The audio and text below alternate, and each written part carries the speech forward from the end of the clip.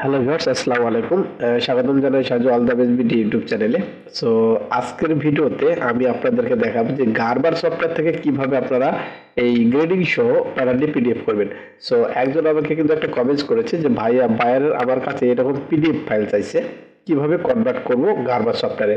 তো আসলেই হয়তো উনি যে ফাইলটা আমাকে পাঠিয়েছে সেটা হচ্ছে অপিটেক্স সফটওয়্যার হতে পারে বা অন্য কোনো সফটওয়্যারে হতে পারে। তো যারা গারবার সফটওয়্যারে করতে চান, তো তাদের জন্য আজকের এই ভিডিওটি আমি নিয়ে এসেছি। তো যারা একান্তই এই ফাইলটি পিডিএফ করতে পারেন না তাদের জন্য এই ভিডিওটি। তো আমি আপনাদেরকে যদি দেখাই, আমি কিন্তু একটা পিডিএফ অলরেডি করে রেখেছি এখানে। তো এইরকম পিডিএফ আপনারাও করতে পারবেন যদি আপনারা একটু আমার ভিডিওটি মনোযোগ সহকারে দেখেন।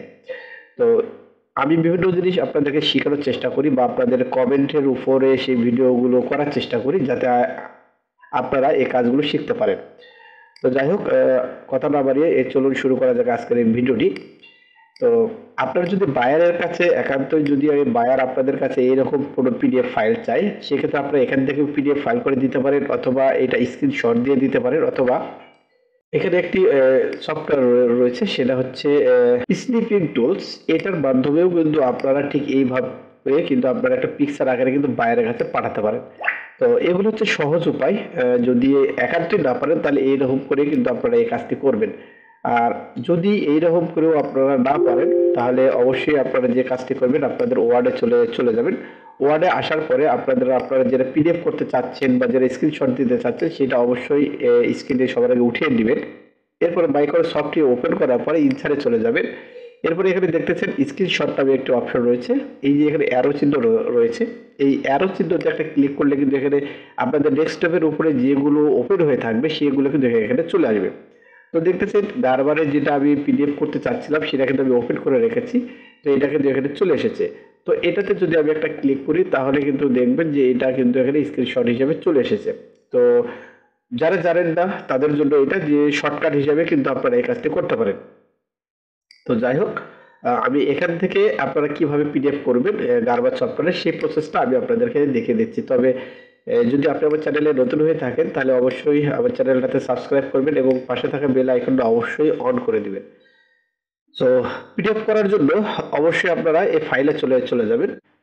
তো বিভিন্ন সফটওয়্যারে কিন্তু এই ফাইল অপশনটি থাকবে। এই ফাইল অপশনে কিন্তু সেভ অ্যাজ, নিউ এই রকম যে অপশনগুলো রয়েছে সেগুলো কিন্তু অবশ্যই এখানে দিয়ে থাকে।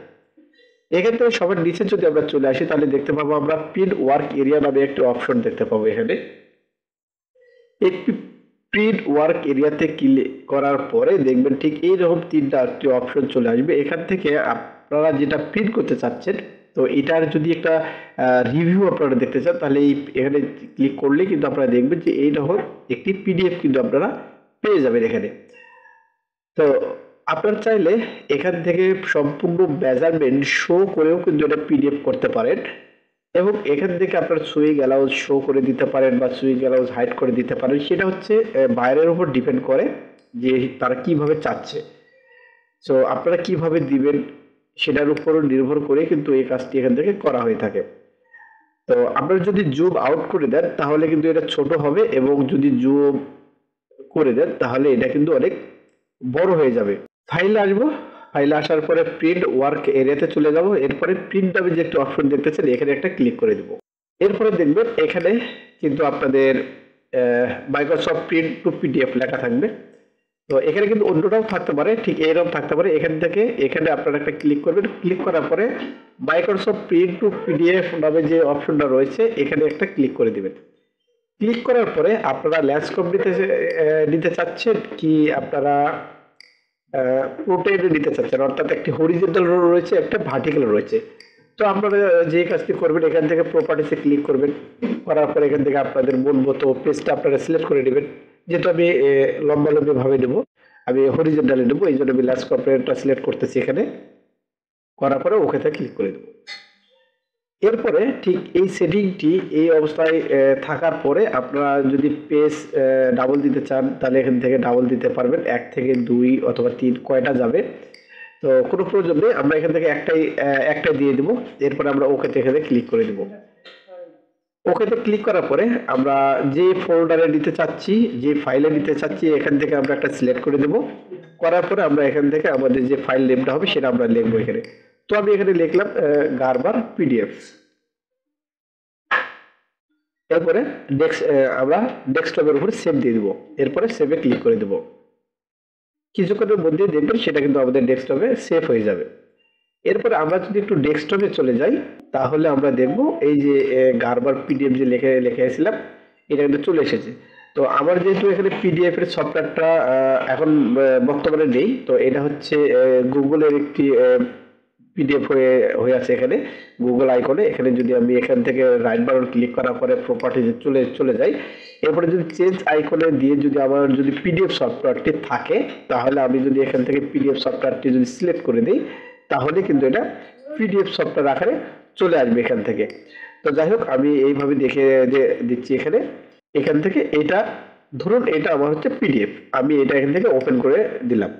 ওপেন করার পরে দেখবেন একটু হয়তো লোডিং হতে পারে, দেখে তো আমি যদি এখান থেকে একটু আপনাদেরকে জুম করে দেখিয়ে দিই তাহলে দেখবেন আমি যে এখানে যে ম্যাজামটা শো করে দিয়েছি সেটাও কিন্তু এখানে অলরেডি চলে এসেছে।